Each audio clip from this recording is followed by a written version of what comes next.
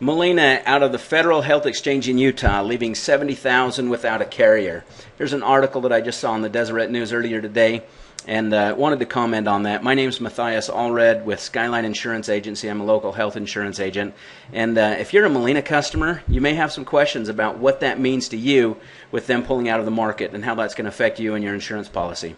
Let's take a look at a few comments in the article, and then we'll address your questions.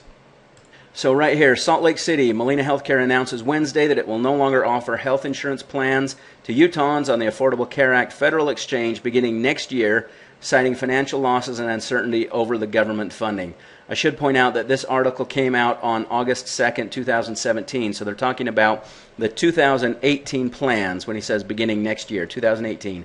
The move means that about 70,500 Utahns will have to go shopping for different health insurance plans for 2018. Said Steve Gooch, who is the Utah Department Insurance spokesperson. Jason Stevenson, spokesman for the Utah Health Policy Project, said that despite Wednesday's announcement, still 75% of Utahns are expected to have a choice between two insurance carriers in 2018. The two carriers that he's referring to are Select Health and the University of Utah. Six insurers offered plans on the federal exchange in Utah when it launched in 2014. That's just a couple of years ago. As recently as last year, 4 insurers continued to offer plans in Utah. Arch's health plan stopped covering 45,000 enrollees in 2016. 9,000 Utahns were no longer able to use their Humana health insurance at the beginning of this year, which means that these people all had to shop for new plans, just like Molina customers are going to have to do next year. Both insurers citing lack of financial feasibility in the state. Gooch said he anticipates that Molina will still have a limited number of plans off of the exchange. This is a good thing, guys. This means that if you're not buying on the exchange, you still might have an option to buy a plan from Molina, but we'll take a look at that. Keep in mind, he explained that under the Affordable Care Act, which is Obamacare, consumers who buy off the exchange are not eligible for tax subsidies.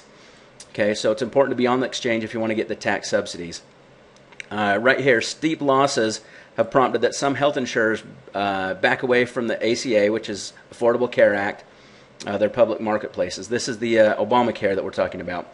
Others have been waiting for signs of stability before committing to stay on for the next year. Molina slid to a loss of $230 million in the second quarter of this year, which is an outstanding number. That just blows my mind. $230 million loss in the second quarter compared to a net income of $33 million a year earlier. So pretty big difference on their end. I totally understand why they might want to pull out of a market where they're losing that kind of money. Molina spokeswoman Danielle Smith, after months of deliberating and planning, this was a business decision that had to be made due to a number of significant factors, including challenges in keeping premiums affordable, uncertainty around cost-sharing payments, and the volatility around the individual market on which they have no control.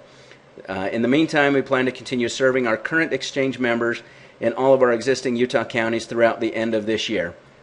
That's important to know, because if you currently have a Molina plan, what that means for you is that nothing changes for this year. It's still August. We still have 4.5 months left of the year, and nothing should change for you. You should still be able to get the same service, same coverages, same deductibles. Your plan stays the same. Nothing changes throughout this year. But come 2018, you're going to need a new plan. Open enrollment generally starts on November 1st, and usually we get details about the plan sometime in September, sometimes early October, and at that point we can start taking a look at what plans are going to be the best fit for you. Scroll down here to the bottom. Molina's unexpected decision to leave the marketplace is disappointing to Utah customers. Absolutely. Who deserve more choices on competition, but it's also a reflection of the political uncertainty that has plagued the health insurance industry in recent months. That was Matt Sloan-Oker. He's the executive director of the Utah Health Policy Project. So absolutely, some of the questions that have come up to us, again, what does this mean for you? Like we said, nothing changes on your current Molina plan throughout the rest of the year. Everything should stay the same. But come 2018, you're going to need to shop for a new plan. We can certainly help you with that. There's a link in the bottom of the description, depending on where you're watching this video, that says Molina customers, click here. What we're going to do is get you on a list so that when new plans come available, we can sit down and go through your plan options, go through the available plans, costs, deductibles, all of that. Make sure that we help you understand what plan is going to be the best fit for you when they become available for 2018. I know change and uncertainty are tough times to go through, especially when you're not sure what's going to happen to your health insurance.